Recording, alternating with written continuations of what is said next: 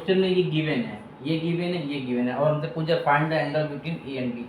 देखिए फॉर्मूला होता है मैग्नीट्यूड ए क्रॉस बी और मैग्नीट्यूड ए और बी ये साइन थीटा, ठीक, ये एक फॉर्मूला होता है, ठीक। अब ए क्रॉस बी गिवन है यहाँ, लेकिन ए डॉट बी का मैटर फंस रहा है, ठीक है। तो एक फॉर्मूला होता है कॉस थीटा इक्वल टू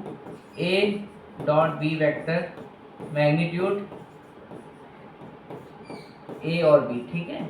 अब यहाँ से इसकी वैल्यू निकालिए मैग्नीट्यूड, यहाँ से इसकी वैल्यू निकालिए मैग्नीट्यूड ए मैग्नीट्यूड बी, क्या आ जाएगा A dot B upon cos theta, ठीक। ये जो वैल्यू है ये पुट अप कर दीजिए यहाँ पर, ये ठीक, इसको जब मान लीजिए इक्वेशन पर और यहाँ रख दीजिए ए डॉट बी, इसकी जगह क्या रखते हैं, इसकी जगह क्या रखते हैं A dot B upon cos theta रख दीजिए, इसकी जगह रख दीजिए ये रख दीजिए A dot B sine theta upon cos theta, ठीक है। अब देखिए sine theta upon cos theta, sine theta upon cos theta हो गया टेन थीटा, इसकी वैल्यू गिवन है, इसकी वैल्यू गिवन है कितनी है √3, ठीक, √3, और इसकी वैल्यू गिवन माइनस का 3, और ये sign theta upon cos theta tan theta हो जाएगा, ठीक है।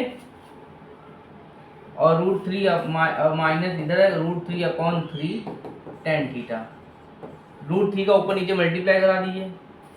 माइनस √3 इंटू √3 और 3 इंटू √3 टेन थीटा, ठीक है। अब देखिए √3 का मल्टीप्लाई √3 से कराएंगे तो 3 से 3 ये पूरा कैंसिल, तो टेन थीटा इक्वल टू आ जाएगा माइनस का 1 अपॉन √3,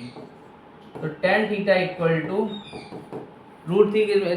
टेन निगेटिव किस में थे सेकंड क्वाड्रेंट में, तो सेकंड क्वाड्रेंट में जब टेन निगेटिव है तो इसको लिख सकते हैं टेन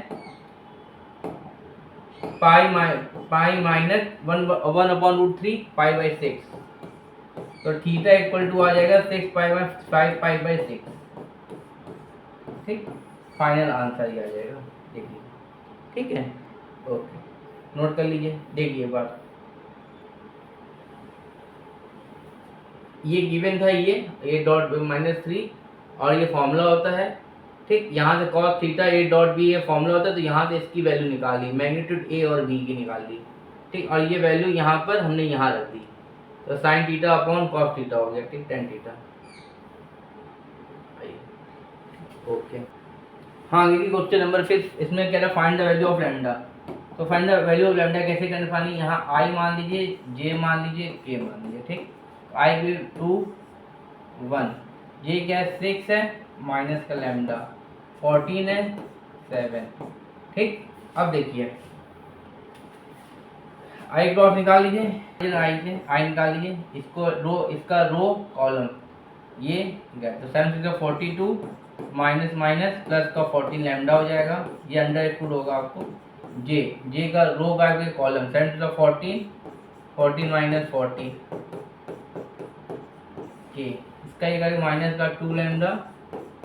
माइनस का 6 equal to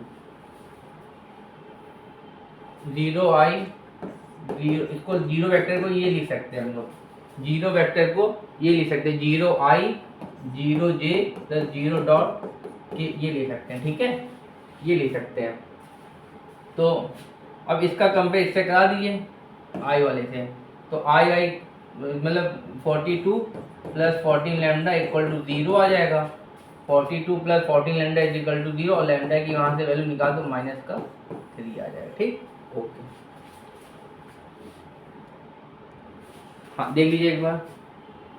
find the value of lambda निकलना था, आई क्रॉस बी निकाल लिया, और इसका कंपेरिजन 0 से करा दी, लैम्डा की वैल्यू आ गई, ठीक, ओके। फिफ्थ का सेकंड इसी तरह हो जाएगा, find the value of P करना है, ठीक, इसी तरह हूबहू है। अब फिफ्थ का थर्ड पे आते हैं, फिफ्थ का थर्ड पे लैम्डा एंड म्यू की वैल्यू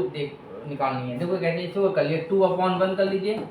6 अपॉन लैम्डा, इसको ऐसे 27 अपॉन म्यू, ठीक है। तो इसका इससे वैल्यू निकाली तो लैम्डा की वैल्यू 3 आ जाएगी, ठीक है, और इसका अगर इससे निकालेंगे 6 देखिए इसका 2 लैम्डा इज इक्वल टू 6, तो लैम्डा इज इक्वल टू 3 और 6 अपॉन लैम्डा अगर 27 अपॉन म्यू करें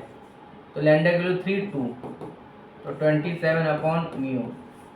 27 तो म्यू की वैल्यू आ जाएगी यहाँ से 27 अपॉन 2, ठीक है, ये आ जाएगी म्यू की वैल्यू। यहाँ अगर इससे कंपेयर कराएंगे तब भी म्यू की वैल्यू 27 अपॉन 2 आएगी, अगर इससे कंपेयर कराएंगे तब भी वही आ जाएगी, ठीक है। ये था फिर का थर्ड, नोट कर लीजिए। हाँ देखिए क्वेश्चन नंबर 13 का फर्स्ट चाहिए, A vector 4i plus 3j plus 2k, B vector 3i plus 2k। तो यहाँ j है नहीं तो जीरो डॉट जे कर लेंगे, ठीक, तो जीरो डॉट जे कर लेंगे और जो ए वेक्टर में 2 का मल्टीप्लाई कर देंगे तो 8i प्लस 6j और प्लस 4k हो जाएगा। और बी वेक्टर दे रखा है, फिर i j